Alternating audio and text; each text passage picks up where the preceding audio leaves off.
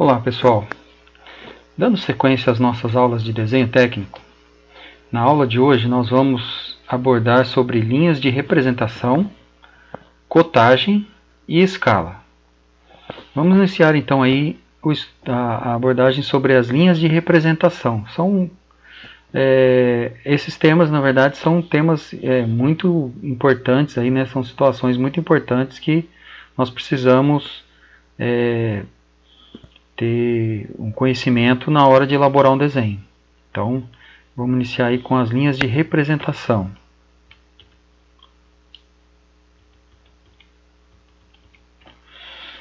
Bom, as linhas de representação, para a gente elaborar um desenho, então as linhas elas têm que ser utilizadas de maneira adequada, para que o desenho seja elaborado de forma correta e a pessoa que vai interpretar o desenho, que vai analisar o desenho, ela consiga também reconhecer, o que está sendo representado ali no desenho. Então, é importante que a gente use corretamente as linhas na hora de elaborar o desenho.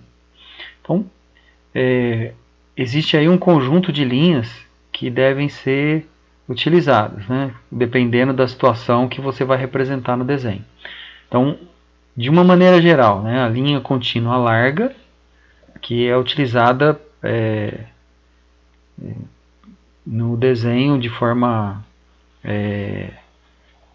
constante, porque a gente, na hora de elaborar o desenho, os contornos visíveis, as arestas visíveis, elas estão sempre presentes. Então, a gente utiliza aí a linha contínua larga para fazer a representação.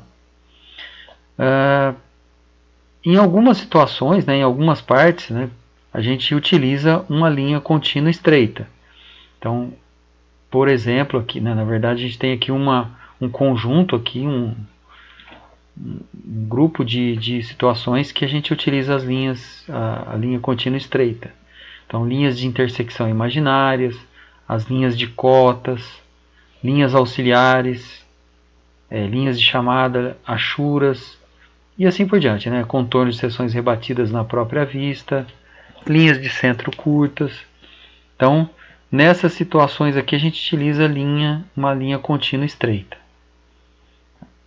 A linha contínua estreita à mão livre, que a gente tem aí uma formação, não é uma linha reta necessariamente, ela é utilizada para a gente definir limite de vistas ou cortes parciais. Então, a gente pode fazer, no caso de um desenho feito à mão. No caso de desenhos pelo computador, é utilizado, a representação é feita através da contínua estreita em zigue-zague, que tem essa aparência nesse caso aqui. Tá? Então, o desenho é confeccionado por máquinas, por computadores. A linha tracejada larga, a gente tem os contornos não visíveis, quando a gente tem aquelas partes não visíveis, arestas não visíveis. Então, a gente utiliza a linha contínua larga. E a linha tracejada larga. A linha tracejada estreita também pode ser utilizada para contornos não visíveis e arestas não visíveis, dependendo da situação.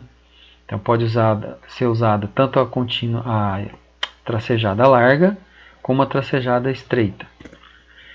A traço e ponto é utilizada em linhas de centro, linhas de simetria ou trajetória. A linha traço e ponto estreito, larga nas extremidades e na mudança de direção. Então é larga aqui na extremidade, no início e no fim aqui, por exemplo, ou vice-versa. E nas mudanças de direção, então elas também têm ela é um pouquinho mais larga. Então essas linhas aqui utilizadas em planos de corte.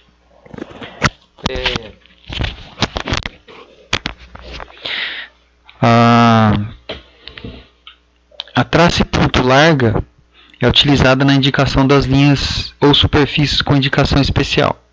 Então, algumas situações especiais. Depois a gente tem a traço e 2 pontos estreita, utilizada em contornos de peças adjacentes, posição limite de peças, né, e assim por diante, né, cantos antes de formação. Então aqui a gente tem, né, algumas situações aí que a gente pode utilizar essa linha aqui também, traço e 2 pontos. Então são alguns exemplos de tipos de linha, né? São situações aí que alguns tipos de linhas que são mais utilizados. Caso você utilize algum tipo de linha, você pode até criar um tipo de linha, utilizar um tipo de linha, você tem que especificar esse tipo de linha, né? Se forem utilizados tipos de linhas diferentes, o seu significado deve ser explicado no respectivo desenho ou por meio de referência às normas específicas correspondentes. Então, é possível utilizar uma linha diferente, mas é importante especificar o significado para que foi feito aquele tipo de linha, né? O que ele está fazendo referência. Aqui nós temos um desenho onde são utilizados esses tipos de linha que foram mencionados aí, tá? A linha A1, por exemplo, que são os contornos visíveis aqui, né? Os contornos principais. As linhas estreitas, contínua estreita, aqui no caso das linhas de cota, das linhas auxiliares de cotas, também, né, as linhas que são utilizadas para fazer a referência das cotas, que eu vou mencionar depois na hora que estiver falando da cotagem. E outras situações aqui, né? Aqui, ó, por exemplo, a linha auxiliar da cota, aqui a própria linha da cota, aqui uma linha, né? Uma linha de referência aqui. Então são aqui uma outra linha. Então são linhas contínuas estreitas. E assim por diante, né? Aqui a gente vai vendo aí a linha traço e ponto, né? Uma linha de trajetória dessa parte da peça aqui, ó. A peça ela se movimenta fazendo esse percurso aqui. Então a linha de trajetória, fazendo essa trajetória. Uma linha de trajetória, uma linha de centro, né? Aqui traço e 2 pontos, ó, tá? que foi referenciado aqui, ó. Contorno de peças adjacentes, né? Aqui na verdade uma parte da peça que se movimenta aqui no caso, né? Desse conjunto aqui. Então foi desenhado aqui com uma linha de traço e 2 pontos. Aqui, né, ó, uma linha G1 aqui, ó. G1, que é uma linha traço e ponto, aqui, ó, linha de centro, linha de simetria ou de trajetória, tá? Aqui a G1 é linha de centro. Bom, então tem várias situações aqui, né? Aqui, por exemplo, né? Várias situações aí que estão sendo representadas aqui. Por exemplo, ó, foi feito um corte, né? Então um desenho feito, um corte feito, desenhado por uma máquina, né, no caso. Depois eu vou mostrar aqui um desenho onde tem um corte feito à mão, no caso. Bom, aqui nós temos uma outra situação, né, alguns comentários aqui, né, com relação à maneira correta, por exemplo, de terminar. Quando a gente tem uma aresta invisível, termina perpendicularmente ou angularmente em relação a uma aresta visível, toca a aresta visível aqui, ó. Essa é a maneira correta de representar, de utilizar a linha tracejada, né? Essa seria a maneira incorreta. O ideal o correto é fazer aqui ela tocando aqui a linha. Aqui no caso, ó, uma aresta, e aí a tracejada aqui já é incorreto, aqui é a maneira correta, ela não tocar aqui. E assim por diante, né? 2 ou mais arestas invisíveis terminam num ponto, devem tocar-se. Aqui, por exemplo, ó, ela vem num sentido aqui em outro, né? Uma outra direção, aliás. E aí elas se tocam aqui também, ó. Aqui seria a maneira incorreta, tá? Então, situações aí aqui quando a linha traça e ponto, O ideal é que elas apareçam aqui, ó, se interceptam, né, e não dessa maneira aqui, tá? Na medida do possível a gente procurar observar isso aí, né? Então a gente tem aí uma abordagem sobre a utilização das linhas aí, né, no caso. Bom, existe, eu mencionei logo lá no início do curso, né, na primeira aula, a respeito das normas de desenho técnico. E, na verdade, a definição das linhas, né, no caso aqui, ela está estabelecida numa norma, tá? NBR 8403. Tá? Então, eu vou deixar disponível, né, vai estar disponível para vocês. Eu vou deixar lá eu estou deixando na plataforma uma cópia dessa norma aí para vocês também darem uma olhada e ver mais detalhes, tá? Então, é isso aí, a questão da abordagem sobre linhas, a utilização das linhas. Vamos falar um pouco agora sobre a cotagem. O que seria a cotagem, na verdade, né? A gente especificar informações, né, de medidas ou informações a respeito da peça, né? Então, existe também uma norma que trata isso aí, que é a 10126, tá? E tem todo um conjunto de elementos aí que a gente tem que observar. Então, a aplicação das cotas deve ser conforme especificado nos itens de A, G aqui no caso, tá? Toda a cotagem necessária para descrever uma peça ou componente, clara e completamente, deve ser representada diretamente no desenho. A cotagem deve ser localizada na vista ou corte que represente mais claramente o elemento. Desenhos de detalhes devem usar a mesma unidade, por exemplo, milímetro. Então, você não vai colocar na mesma peça medidas que estão em milímetro, outras medidas que estão em metro ou em decímetro. Então, tem que estar na mesma unidade de medida, tá? Para todas as cotas sem emprego do símbolo. Então, não precisa colocar lá que a medida é 10 centímetros. Tá? Aí, no caso, a gente pode especificar na legenda que a unidade que está sendo informada, que está sendo colocada todas as medidas que estão sendo utilizadas no desenho são em milímetro ou em centímetro. Aí a gente vai especificar na legenda. E aí no desenho a gente só coloca o valor numérico. Tá? Se for necessário para evitar mal entendimento, o símbolo da unidade predominante para um determinado desenho deve ser incluído na legenda, onde outras unidades devem ser pregadas como parte na especificação do desenho, né? Então, o símbolo da unidade apropriada deve ser indicado com o valor, caso seja necessário então colocar aí a unidade, né? Então, cotar somente o necessário para descrever o objeto ou produto acabado. Nenhum elemento do objeto ou produto acabado deve ser definido por mais de uma cota. Exceções podem ser feitas onde for necessária a cotagem de um estágio intermediário da produção, por exemplo, o tamanho do elemento antes da cimentação e acabamento, onde a adição de uma cota auxiliar for vantajosa, né? Não especificar os processos de fabricação ou os métodos de inspeção, exceto quando forem indispensáveis para assegurar o bom funcionamento ou intercambiabilidade. A cotagem funcional deve ser descrita diretamente no desenho. Ocasionalmente, a cotagem funcional escrita indiretamente é justificada ou necessária. Aí a gente tem uns exemplos aqui, né, no caso. Aqui a cotagem funcional, né?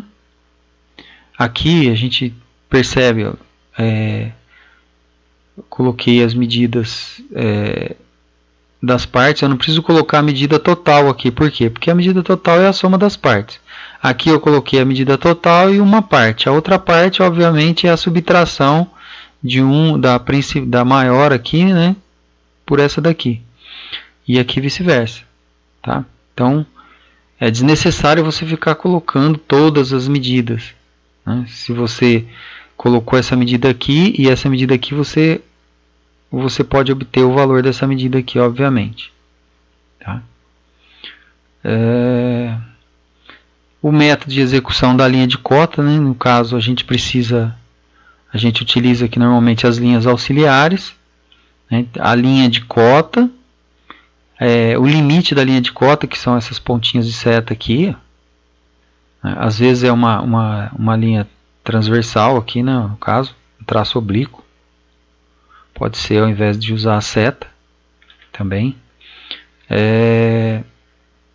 E a própria informação numérica aqui no caso, né? Então esse é o que forma a cota aqui, tá? Então você tem as linhas auxiliares, a linha de cota, né?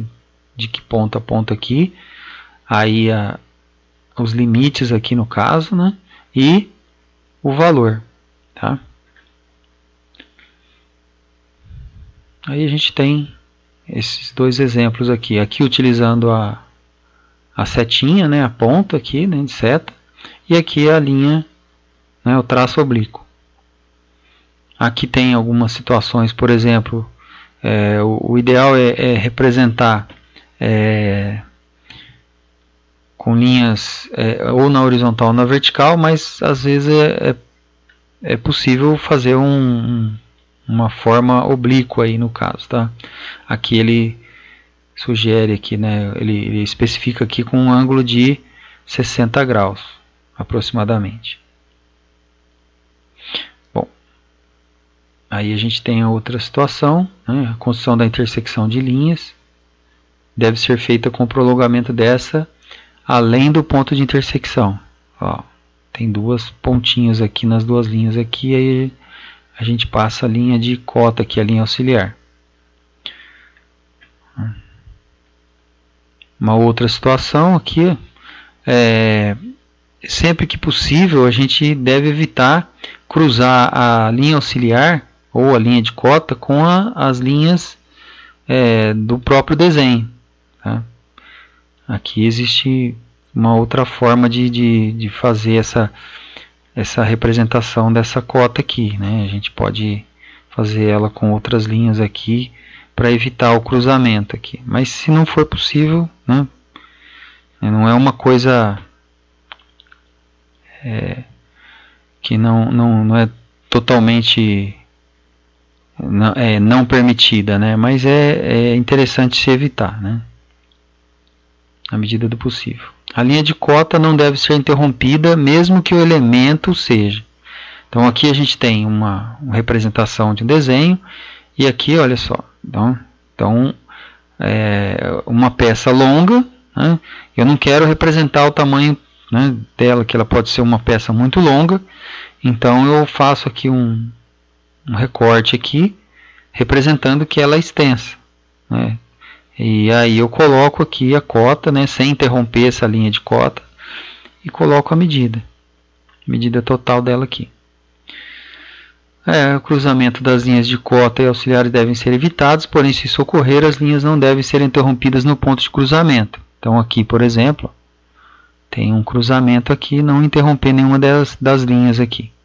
Tá? A gente percebe a seta, né, determinando aqui dessa linha auxiliar até essa daqui, né, essas daqui também. Então, na medida do possível, é interessante evitar esse cruzamento, mas, né, se não for possível, a gente também não deve interromper a linha. A linha de centro e a linha de contorno não devem ser usadas como linha de cota, né? Aqui, por exemplo, eu tenho uma linha de centro aqui, ou de simetria, uma linha né? A gente não deve utilizar ela como linha de cota. Então a gente deve estender aqui, né? No caso, usar uma linha estendida aqui, né, no caso, uma linha auxiliar, né, a linha de centro, quando usada como linha auxiliar, deve continuar como linha de centro até a linha de contorno do objeto, né? E aí a gente continua aqui com a linha auxiliar. Aqui, ó, uma linha contínua, né, usando aqui do centro dessa peça aqui, desse furo aqui, até, né, a borda. Uma unidade de 6 aqui, pode ser 6 milímetros, 6 centímetros. Então, a gente usa como referência o centro, mas utiliza uma linha auxiliar aqui para complementar, né? Bom, então, aqui depois eu vou deixar também, estou deixando para vocês a norma a 10126, que fala sobre a cotagem. Tem bastante sobre a cotagem, né, cotagem de desenhos. A gente tem bastante elementos aqui para a gente estar analisando aqui. Quando você vai fazer a cotagem, né, eu coloquei alguns elementos principais, né, os tipos de limite aqui da cota, né, da linha de cota, né, uma setinha aberta aqui, ou uma setinha fechada, ou traço oblíquo. Aqui essas situações, aqui representando algumas situações também. Olha aí, aqui o raio, né, representação de raio da peça, para evitar coincidir com alguma outra região. A gente pode fazer esse processo aqui, ó, esse deslocamento, né? São várias situações aqui.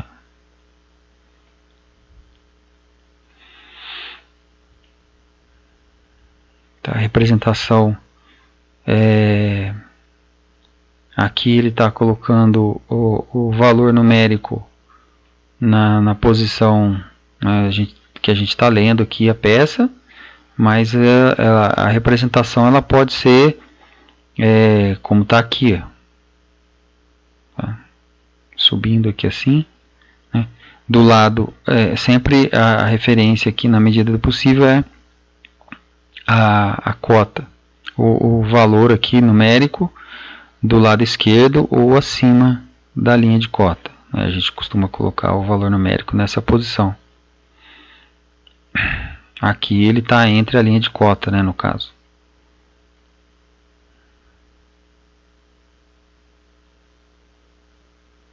Aqui, né,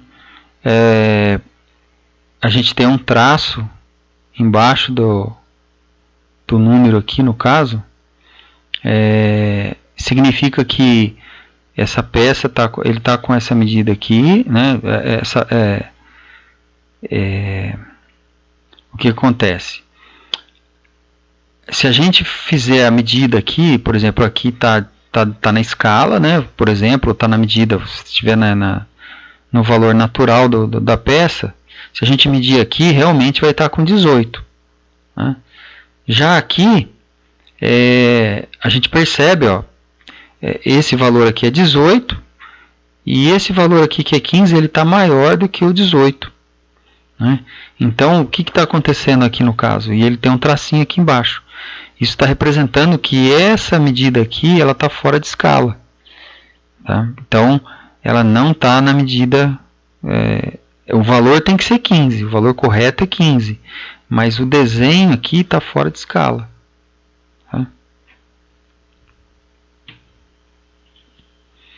Aí a gente tem, né, quando a peça é quadrada, tem o quadrado, aqui a representação de raio, raio esférico, né, diâmetro esférico, diâmetro.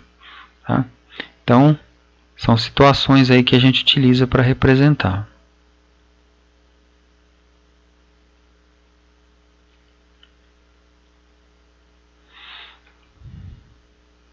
Tá? Então, estou deixando essa norma aí para vocês também, para que vocês, caso queiram olhar com mais detalhes, né, ela vai estar disponível. Os tipos de linha também eu deixei, né, só retomando aqui. Basicamente não tem muito,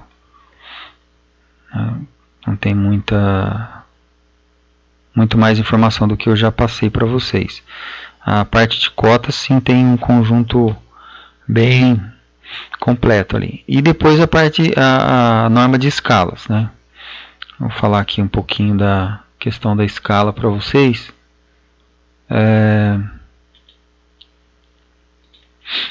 Então, com relação à escala,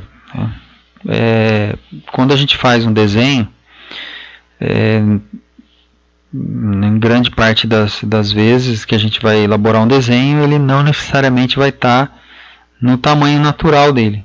Às vezes a gente precisa representar uma peça grande que não dá para a gente representar num papel.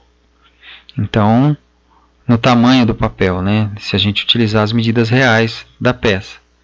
Então a gente tem que usar uma escala. Às vezes a peça é muito pequena e se a gente for fazer o desenho na escala natural, ela vai ficar muito... o desenho fica inviável de analisar, né? Ou até de desenhar. Então a gente faz um desenho numa escala de ampliação.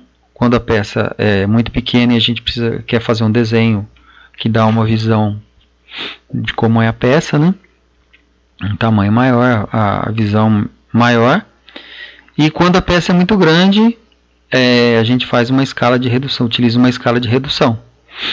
Então existem algumas escalas padronizadas, mas não são as únicas. Você pode fazer uma escala intermediária, né? Aqui, por exemplo, eu tenho escala de 1 para 2. Então eu estou reduzindo, né, o desenho. No desenho, as medidas estão numa escala de 1 para 2, ou seja, elas estão na metade do valor do real da peça. 1 para 5, ela vai estar numa medida de 1/5, e assim sucessivamente. Tá? Até 1 milésimo aqui.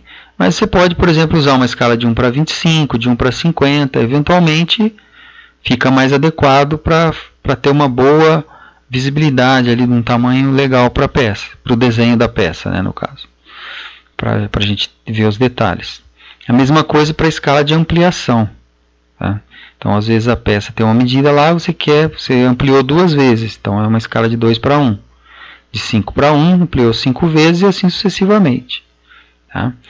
Então, quando a gente pega, dependendo do tipo de representação, né, muitas vezes a gente vê assim em mapas, né, nos mapas, em plantas de casa, a gente vê lá uma escala maior, né, de redução no caso. Tá? Porque uma representação de uma casa ou um mapa, você vai ter que fazer uma redução muito grande ali para poder visualizar, né, dentro de uma tela. A escala natural, né, a escala real, então é 1 para 1.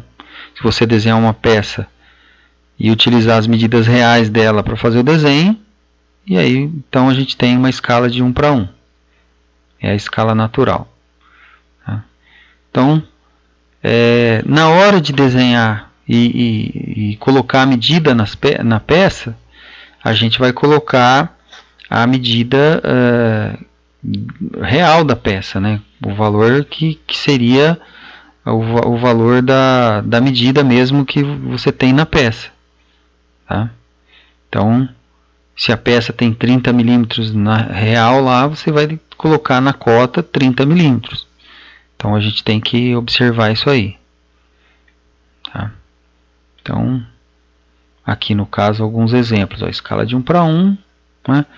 Não importa a escala, 1 para 1, 1 para 2, 2 para 1.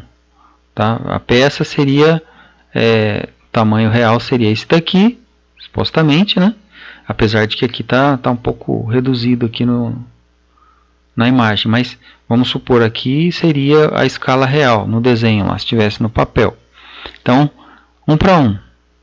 Aí eu faço a redução, né? No caso quero fazer um desenho com uma escala reduzida, né? Eu vou manter as medidas aqui, ó, 30, 30, né? Aqui um diâmetro de 20 e assim sucessivamente. Então as medidas não mudaram. Tá? Eu reduzi o desenho, mas não mudei a medida.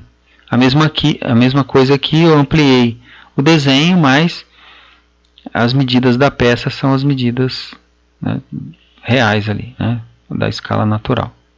Tá? Então, é isso que a gente tem que procurar observar aí na hora de fazer a utilização do desenho, de fazer o desenho na escala. Tá? Então, com relação ao emprego de escalas, a gente tem a norma NBR 8196, tá? Depois vocês podem olhar com mais calma, né? Basicamente é isso aí que eu falei para vocês, tá? Não tem muitos detalhes aí, né, no caso.